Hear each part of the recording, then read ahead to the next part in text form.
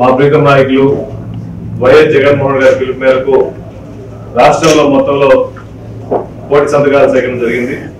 ప్రతి కాన్స్టిట్యున్సీలో అందరూ స్వచ్ఛందంగా పార్టీలకు అతీతంగా అందరూ కలిసి 60,000 నుంచి 70,000 వరకు ప్రతి కాన్స్టిట్యున్సీలో సంతకాల సేకరణ కూడా జరిగింది. కాబట్టి ఈ నెల 10వ తేదీ ప్రతి కాన్స్టిట్యున్సీ నుంచి కూడా హెడ్ క్వార్టర్స్ నుంచి కూడా సంతకాల సేకరణ చేసిన పేపర్లన్నీ కూడా 10వ తేదీ ఉదయం కానీ మధ్యాహ్నం కానీ పార్టీ ఆఫీస్కి తీసుకొస్తారు.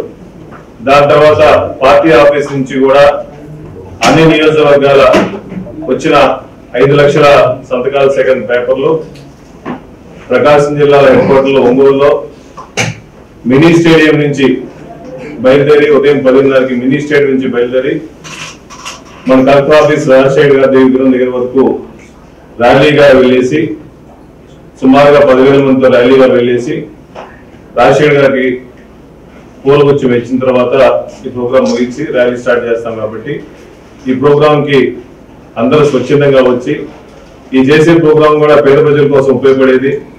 ముఖ్యంగా మెడికల్ కాలేజీలు అనేది బడుగు బలహీన వర్గాలు కానీ పేదవాళ్ళకు కానీ చాలా అవసరం. కాబట్టి ఈ చేసే పోరాటం మొత్తం పేద ప్రజల కోసం చేసే పోరాటం. కాబట్టి ఈ మెడికల్ కాలేజీలు మొత్తం ప్రైవేటీకరణ వ్యతిరేకంగా ఈ ప్రోగ్రాం చేస్తున్నాం. కాబట్టి అందరూ స్వచ్ఛందంగా ఈ ప్రోగ్రాం చేయవలసిందిగా కోరుతున్నాం.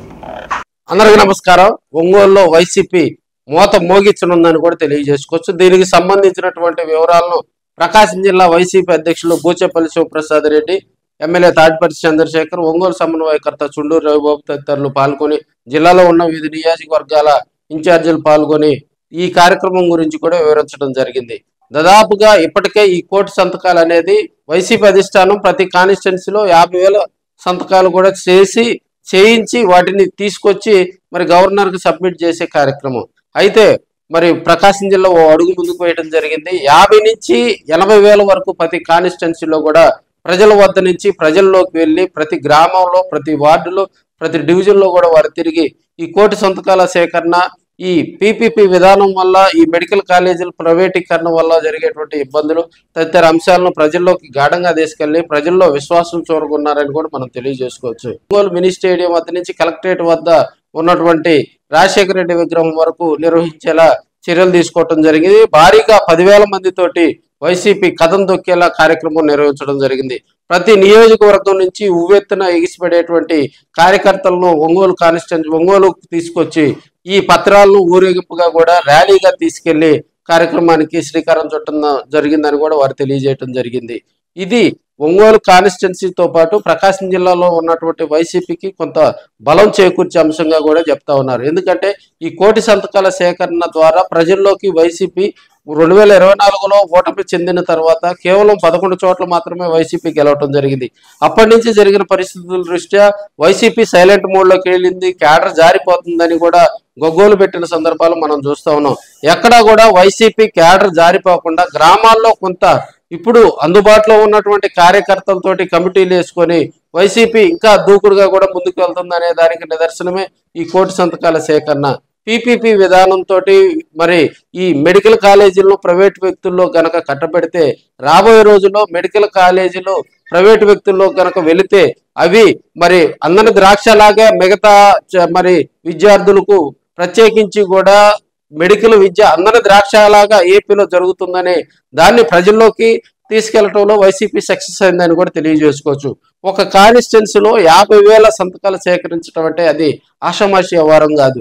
సో వైసీపీలో కొత్తగా వచ్చినటువంటి సమన్వయకర్తలు అడుగు ముందు వేసి గ్రామాల్లో ర్యాలీలు, అదేవిధంగా సమావేశాలు ఏర్పాటు చేసుకొని అక్కడ ఉన్నటువంటి ప్రజలను మోటివేట్ చేస్తూ అక్కడ ఉన్నటువంటి ప్రజలతోటి మాట్లాడుతూ, ఎందుకంటే ఇది ఒక ఉద్యమం లాగా కూడా తీసుకెళ్లినటువంటి సందర్భాలు మనం మరి ఒంగోలులో చూసాము, కందుకూరులో చూసాము, కొండేపులో చూసాము, సంతనూతలపాడులో, దర్శిలో, ఎర్రగొండపాలెం, గిద్దలూరు, మార్కాపురం, కనిగిరి, అదేవిధంగా అద్దంకి ఆ ప్రాంతాల్లో కూడా వారంతా మరి కాన్స్టిట్యున్సీలో ర్యాలీలు నిర్వహించుకోవటం, అదేవిధంగా అక్కడ జరిగినటువంటి కార్యక్రమాల్లో ఈ కోటి సంతకాల సేవరణ మెయిన్ గా కూడా స్లమ్ ఏరియాలో కూడా వెళ్ళి వారిని మోటివేట్ చేసి ఈ మెడికల్ విద్యకు సంబంధించి ప్రజల్లోకి తీసుకెళ్లడంలో వైసీపీ సూపర్ సక్సెస్ అయిందని కూడా మనం తెలియజేసుకోవచ్చు. రాబోయే రోజుల్లో ఈ మెడికల్ కాలేజీల ప్రైవేటీకరణ విధానాన్ని మరి ప్రభుత్వంపై మరి ఒత్తిడి తీసుకొచ్చేలాగా కూడా జగన్మోహన్ రెడ్డి గారు ప్రజలను మోటివేట్ చేయడంలో ఆయా నియోజకవర్గాలకు సంబంధించినటువంటి ఇన్ఛార్జీలతోటి సమీక్ష సమావేశం నిర్వహించడంలో సక్సెస్ అయ్యారని కూడా మనం చెప్పుకోవచ్చు. ఒక పద్ధతి ప్రకారం కూడా వైసీపీ ఈ ఉద్యమాన్ని ప్రజల్లోకి తీసుకెళ్లి సక్సెస్ అయింది. ఇది వైసీపీకి రేపు బలం చేకూర్చే అంశం. సో ఎక్కడైతే ఓటమి చవిచూచిన తర్వాత గతంలో 2019 నుంచి 2024 వరకు తెలుగుదేశం పార్టీ జనాల్లోకి వెళ్ళటానికి కూడా వాళ్ళకి మేబీ 2 years వరకు కూడా చిన్న చిన్న కార్యక్రమాలే చేసినటువంటి సంబంధం. ప్రభుత్వ వ్యతిరేక కార్యక్రమాలను కూడా గతంలో తీసుకెళ్లలేనటువంటి పరిస్థితి. సో 2024 ఓటమి తర్వాత వైసీపీ ఓ అడుగు ముందుకు వేయటం జరిగింది. ఎక్కడైతే ఓటమి గల పరిస్థితులను బేరీజ్ వేసుకొని కొత్త కొత్త ఇన్ఛార్జీలు మార్చుకుంటూ నియోజకవర్గ సమన్వయకర్తలకు చెక్కు పెడుతూ ఎవరైతే సరిగా పార్టీ ఆదేశించినటువంటి కార్యక్రమాల్లో పాల్గొనటం లేదో వారికి చెక్కు పెడుతూ రాబోయే రోజుల్లో కూడా మరి వైసీపీ ఓ అడుగు ముందుకేస్తూ ఈ 1 కోటి సంతకాల సేకరణకు సంబంధించి భారీగా కార్యక్రమాలు నిర్వహించడంలో ప్రకాశం జిల్లా వ్యాప్తంగా ఉన్నటువంటి నియోజకవర్గ ఇన్ఛార్జీలు వారందరిని మోటివేట్ చేయడంలో ఎమ్మెల్యే గారు అదేవిధంగా ప్రకాశం జిల్లా వైసీపీ అధ్యక్షులు బూచేపల్లి శివప్రసాద్ రెడ్డి సూపర్ సక్సెస్ అయ్యారని కూడా మనం తెలియజేసుకోవచ్చు. రాబోయే రోజుల్లో మరింతగా వైసీపీ కార్యక్రమాలు నిర్వహించేలాగా కూడా ఆయన తెర వెనక ఉండి మోటివేట్ చేస్తున్నారని చెప్పడంలో ఎలాంటి అతిశయోక్తి లేదు. ఈ 1 కోటి సంతకాల సేకరణకు సంబంధించి 10,000 మందితోటి ఒంగోలు నగరంలో భారీగా ర్యాలీ నిర్వహించేలా చర్యలు తీసుకోవడం జరుగుతుంది. అయితే 30 యాక్ట్ అమల్లో ఉన్నప్పుడు మరి దీనికి సంబంధించి పర్మిషన్స్ సాధ్యాసాధ్యాలను కూడా మరి వైసీపీ అధిష్టానంలో ఉన్నటువంటి పెద్దలు పరిశీలిస్తూ ఉన్నారు. ఏదేమైనప్పటికీ కూడా ఈ ర్యాలీ కనుక సక్సెస్ అయితే వైసీపీకి ఒంగోలు కాన్స్టిట్యున్సీలో కూడా కొంత మరి హైప్ వస్తుందని రాజకీయ విశ్లేషకులు అయితే చెప్తా ఉన్నారు. సో ఫ్రెండ్స్ చూశారు కదా, మన వీడియోలు అనేవి వాస్తవానికి దగ్గరగా ఉంటాయి, అదే వాస్తవం కాదు. సో ఒకసారి మీరు కూడా బేరీజ్ వేసుకొని మనం ఏ వీడియో చేసినా కూడా పొలిటికల్ వీడియో కానీ ఇంకొక రియల్ ఎస్టేట్కి సంబంధించిన కానీ ఏ వీడియో కూడా మరి అరచేతితోటి సూర్యకాంతిని ఆపలేవు. మనం ఏదో చెప్పినంత మాత్రాన అది వాస్తవం కాదు. సో వాస్తవాలు అవాస్తవాలు మీరు ఒకసారి బేరీజ్ వేసుకోండి. మనకు వచ్చిన సమాచారం మేరకు ప్రజలకు దాన్ని తెలియజేయటం జరుగుతుంది. మన వీడియోలు మీరు ప్రశాంతంగా ఉన్నప్పుడు ఆహ్లాదకరమైనటువంటి వాతావరణంలో గనక చూస్తే వాస్తవానికి దగ్గరగా ఉంటాయి, మనసును హత్తుకునేలాగా ఉంటాయి. మరి అర్నాబ్ గోస్వామి గారు అడిగిన ప్రశ్న ఏంటి?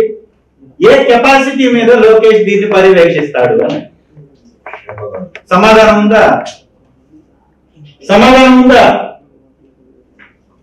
అంటే విమానయాన రంగానికి సంబంధించిన వ్యవహారాల్లో కూడా లోకేష్ ఏళ్ళు కాళ్ళు పెడుతున్నాడనే కదా దాని అర్థం.